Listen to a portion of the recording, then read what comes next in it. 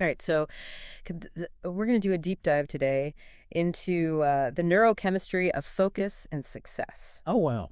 You sent over some wild notes on neuroscientist Andrew Huberman's work. Yeah, he's great. Yeah, and we're going to break down what he says about how our brains are like actually wired for achieving goals. Oh, All this stuff like dopamine and norepinephrine, yeah. and even why like starting a new project can feel so like, ugh, I don't want to do this, It's true. like so agitating.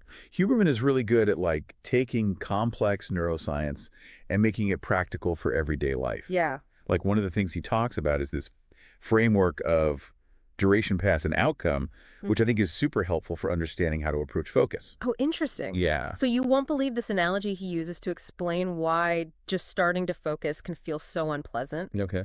He compares it to warming up for a workout. Oh, Like interesting. you wouldn't expect to just like walk in and hit a personal best on a lift without like prepping your muscles first, right? Yeah. It's the same with your brain. Totally makes sense. Oh my gosh, this is like a light bulb moment for me. Mhm. I totally get that sometimes when I sit down to write. I feel this wave of anxiety before I can even like get the words out. Yeah. It's like my brain's fighting me. Right? And then it finally clicks into gear. It's like your brain is doing its pre-workout stretch. Yeah. It's getting ready for some serious mental lifting. Oh, I like that. Yeah. So think about a time that you started a challenging project, something outside your comfort zone. Did you feel kind of overwhelmed at first? Yeah, sure. Huberman's saying that's totally normal. Right. Your brain's just revving its engines, getting ready for action. I'm ready to go. So we've got this initial burst of norepinephrine pushing us forward. Yep. But then the question is, how do we push through that initial discomfort and actually get into like a flow state? Yeah, that's the big question, right? Because sometimes it feels like I'm hitting a wall, Totally. And that's where dopamine comes in. Okay. You might think of dopamine as just like a pleasure chemical, Yeah. like something you get from a great meal or, good news or whatever. Right. But Huberman's saying it's so much more than that. Okay, I'm intrigued. Yeah, it's actually all about motivation. Dopamine equals motivation. Yes. Tell me more. It's like, think of it this way. Dopamine is released when we're on the right path towards a goal. Uh-huh. It's like your brain giving you a little high five, Okay. saying, keep going. You're getting closer.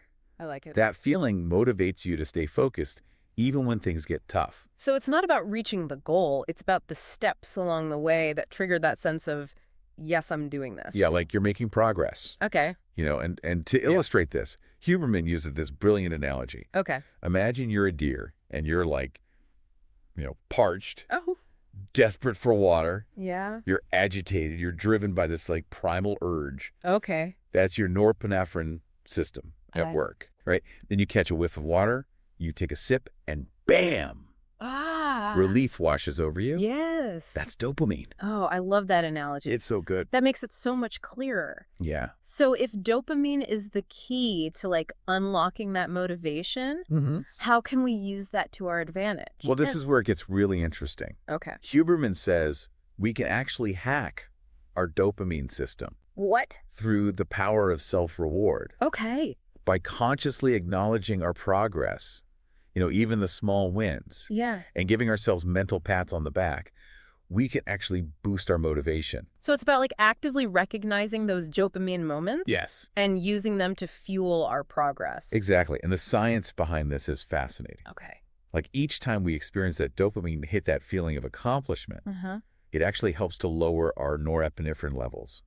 Really? Yeah, essentially giving us more mental energy to keep going. So dopamine is like your brain's personal cheerleader. Yeah, totally. It's like, keep going, we're getting closer. You got this. And by consciously creating those dopamine moments, we can fuel ourselves through the tough parts of a project. Exactly. And that's where Huberman's framework of duration, path, and outcome comes into play. Okay, remind me about that again. I remember you mentioned it earlier. Yeah. But how does it connect to this dopamine thing? So he's emphasizing that focused work isn't just about reaching the end goal, Okay.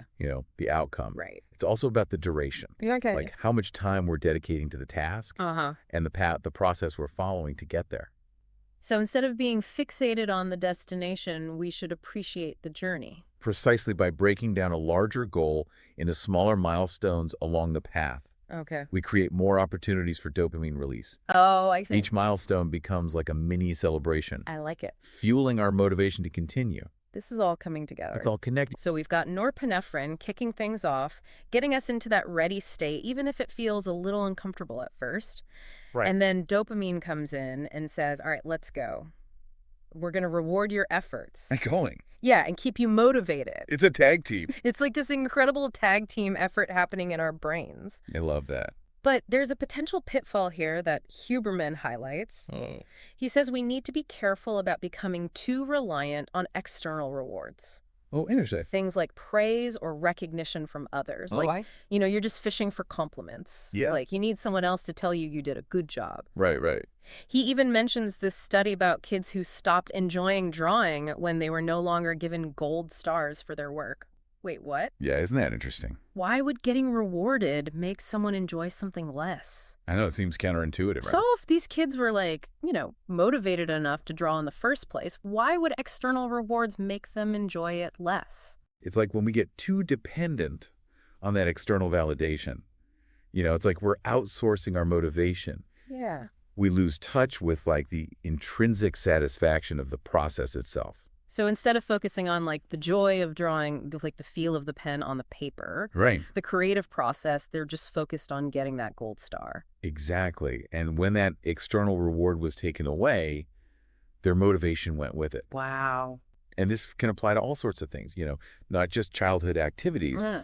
Think about a time when you were totally absorbed in something just for the pure joy of it. Yeah. Maybe you were lost in a good book or working on a hobby. Mm-hmm. Or even tackling a challenging problem at work. Right. That's the kind of internal motivation we want to cultivate. It's like finding that flow state where you're so engaged in what you're doing that you completely lose track of time. Exactly. And to Huberman's point, it sounds like self-reward is a big part of getting to that state Completely. and staying there. Remember that framework of duration, path, and outcome we were talking about earlier? Huberman argues that we can actually take control of those elements. Okay.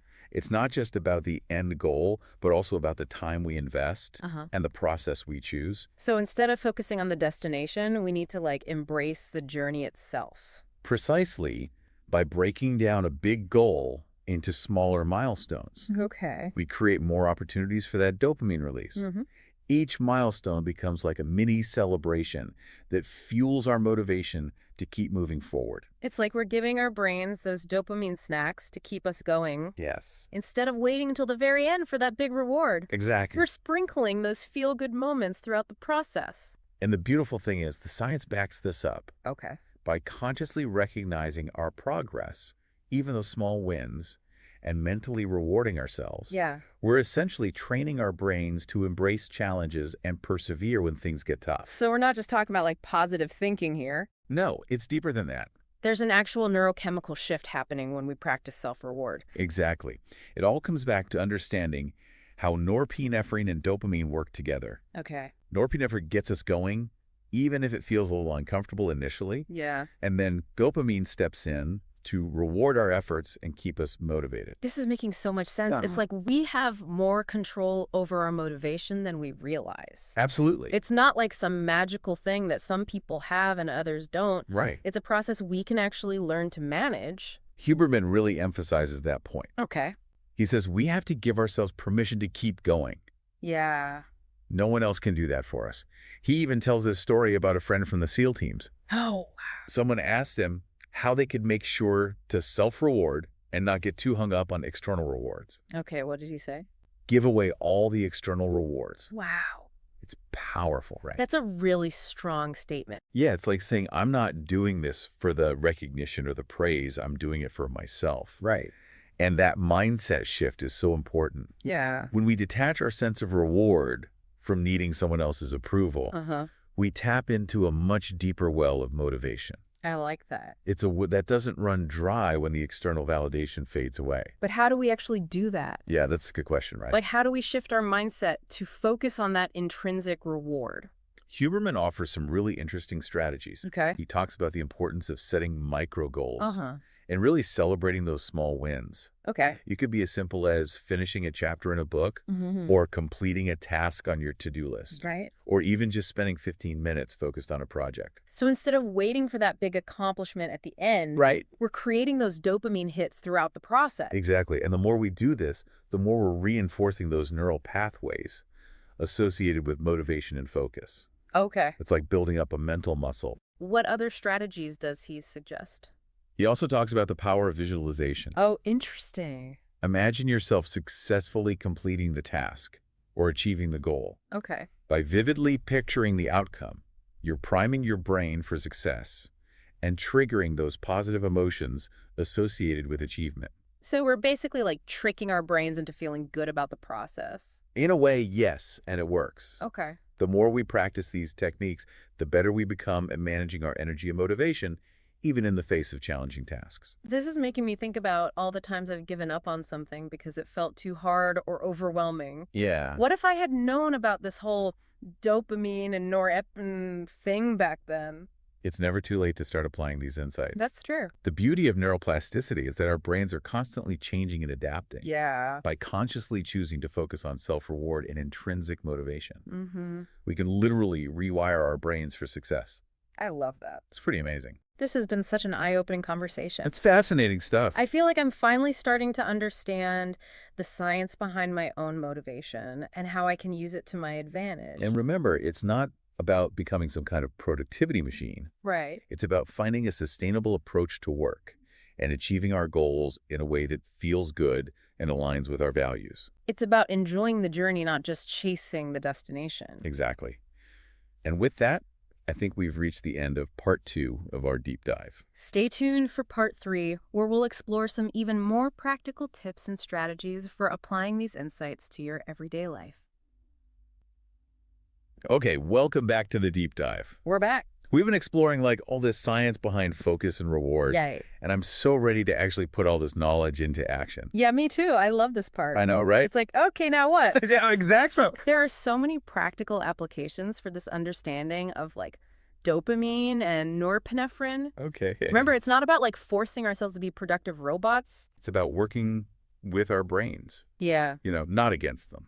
One thing that really stuck with me was that idea of reframing of those initial feelings of stress or confusion. Yeah.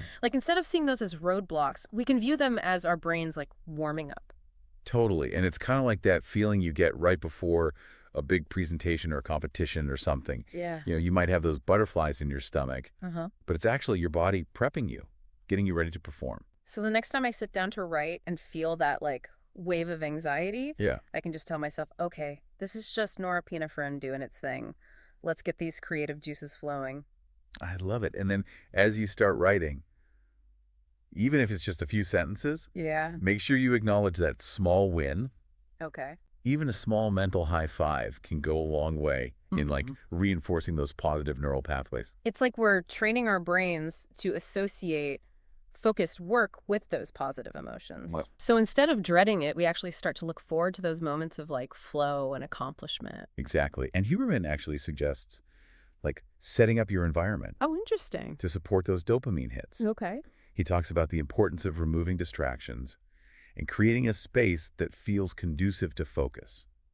So that might mean silencing notifications, putting your phone in another room, or even just decluttering your workspace. Exactly. Anything that helps you minimize distractions and get into the zone. And then as you start working, you're making progress, Uh-huh. making sure you're taking breaks when you need them. Yes. He also says our brains aren't designed to just focus for hours and hours on end. Not at all. It's not sustainable. So instead of pushing through until we're totally drained, Right.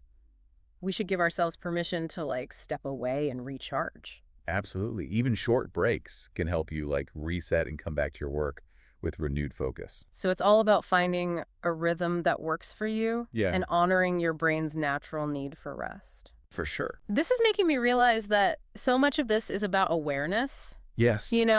Paying attention to how we're feeling, Mm. recognizing those signals from our brains, and responding in a way that supports our goals. You're getting it. You're totally getting it. It's like becoming the CEO of our own brains, I like that. understanding the inner workings Yeah. and making conscious choices that align with our desired outcomes. Okay, but what about those times when motivation is just like MIA? Oh, yeah. You know, those days when you just can't seem to get anything done? We all have them. What does Huberman say about that? Well, he acknowledges that, we all have those days. Yeah. And he says it's important to be kind to ourselves. Oh, okay. Sometimes the best thing we can do is just acknowledge that we're not feeling it Right. and just give ourselves permission to step away. So instead of beating ourselves up for not being productive, Right. we should listen to our bodies and just give ourselves a break. Maybe that means going for a walk, Yeah. spending time with loved ones, or just engaging in an activity that brings you joy. I like it. Sometimes the best way to get back on track is to simply, step away and recharge. Well, this has been such an insightful deep dive. It really has. I feel like I have a whole new toolkit for Yeah. managing my energy, motivation, and focus. I love it. And remember, it's all about experimentation. Yeah. Try out these different strategies, see what works for you. Okay. Adapt them to fit your own unique needs and goals. It's like we're on this exciting journey of self-discovery, learning how to harness the incredible power of our brains. It is an amazing journey. Thanks for coming on the show. It was my pleasure. This was so fun. This is great stuff. Until next time, keep exploring and keep diving deep.